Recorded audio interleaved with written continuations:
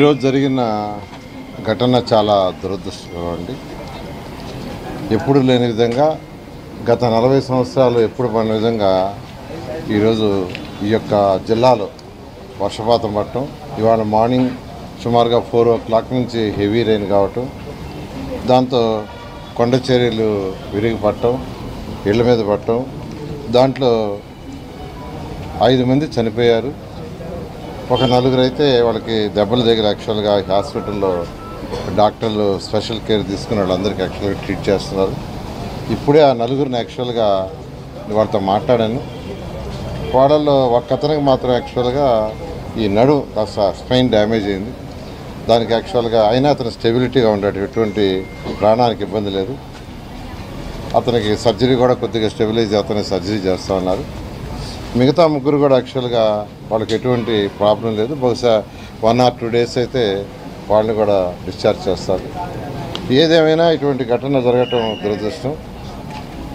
అయితే గతంలో కూడా ఒకసారి యాక్చువల్గా అక్కడ కొంత ఖాళీ చేయించారన్నారు, కానీ వాళ్ళు అక్కడే ఉండటం ఇలాంటివి జరిగినాయి. ముఖ్యమంత్రి గారు కూడా ఇవాళ ఇంతవరకు యాక్చువల్గా అనేక సార్లు మాతో రివ్యూ చేశారు. ఎప్పటికప్పుడు అధికారులతోనూ మంత్రులతోనూ ఎమ్మెల్యేలతోనూ కాన్ఫరెన్స్ తీసుకొని ఇన్స్ట్రక్షన్ ఇవ్వటం. ఫ్యూచర్లో ఇటువంటి జరగకుండా ఉండాలంటే ఏం చేయాలనే దాని మీద ఫస్ట్ దృష్టి సారించమన్నారు. ఎందుకంటే ఎక్కడైతే లూజ్ సాయిల్ ఉండి కొండల్లో లూజ్ ఉన్నాయో వాటి వల్ల ఇటువంటి జరిగాయి. వాటి మీద ఒక స్టడీ చేసి అవసరమైతే అక్కడ ఉండేవాడిని యాక్చువల్గా వేరే ప్లేస్లో షిఫ్ట్ చేసి చేయమన్నారు. దాని మీద యాక్చువల్గా ప్రభుత్వం వెంటనే దాని మీద యాక్షన్ తీసుకొని చేయడం జరుగుతుంది. అయితే మన యొక్క ఈ విజయవాడ తీసుకుంటే విజయవాడ ఆల్మోస్ట్ ఇవాళ టోటల్గా నీలమయం అయిపోయింది.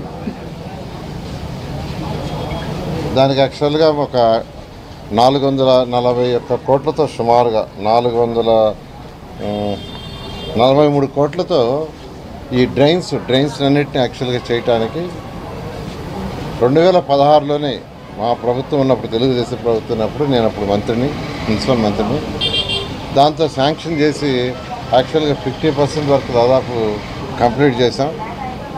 ఆ వర్క్ అంతా పూర్తి అయిపోతే ఏదైనా రెయిన్స్ పడినప్పుడు ఆ వాటర్ యాక్చువల్గా ఫ్లో అయ్యేది.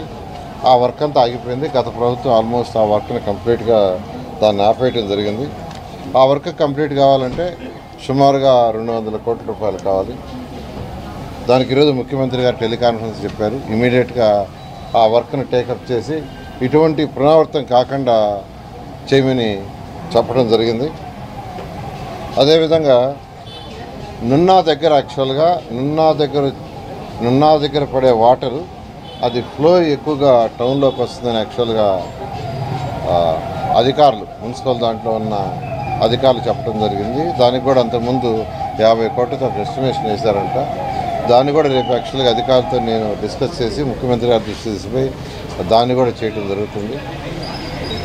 ఏది ఏమైనా ఈరోజు జరిగిన ఘటన మళ్ళా పునరావృతం కాకుండా అన్ని రకాలుగా చర్య తీసుకుంటాం. ఎవరైతే చనిపోయారో వాళ్ళకి యాక్చువల్గా ముఖ్యమంత్రి గారు ప్రకటించింది యాక్చువల్గా ఇప్పుడు వాళ్ళు వచ్చిండారో వాళ్ళకి ఇస్తాం. ఇక్కడ హాస్పిటల్లో ఎవరైతే ఉండారో వాళ్ళు యాక్చువల్గా పూర్తిగా మా ఇళ్ళు అయిపోయినాయి సార్, మాకు యాక్చువల్గా ఇల్లు ఏర్పాటు చేయమన్నారు. ఖచ్చితంగా ఎవరికైతే ఇల్లు పోయినాయో వాళ్ళందరికీ కూడా ఈ సందర్భంగా ఇల్లు ఏర్పాటు చేస్తామని మీ అందరికీ ఈ సందర్భంగా తెలియజేస్తాం. కూడా చెక్కులు ఇస్తున్నామండి, కొంచెం మీరు కూడా ఇప్పుడే డైరెక్ట్గా వెళ్తాం, వెళ్ళిపోవాలి ఇక్కడి నుంచి డైరెక్ట్. నువ్వు ధైర్యంగా ఉండమ్మా, వాళ్ళకి ధైర్యం చెప్పు, మళ్ళీ మాట్లాడుతున్నాను. నువ్వు ఆ పాపలు సిస్టర్ మళ్ళీ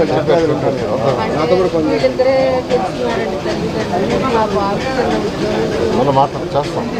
నేను మళ్ళీ కలుస్తాను, నేను గురించి మాట్లాడతాను, నీ గురించి మాట్లాడతాను.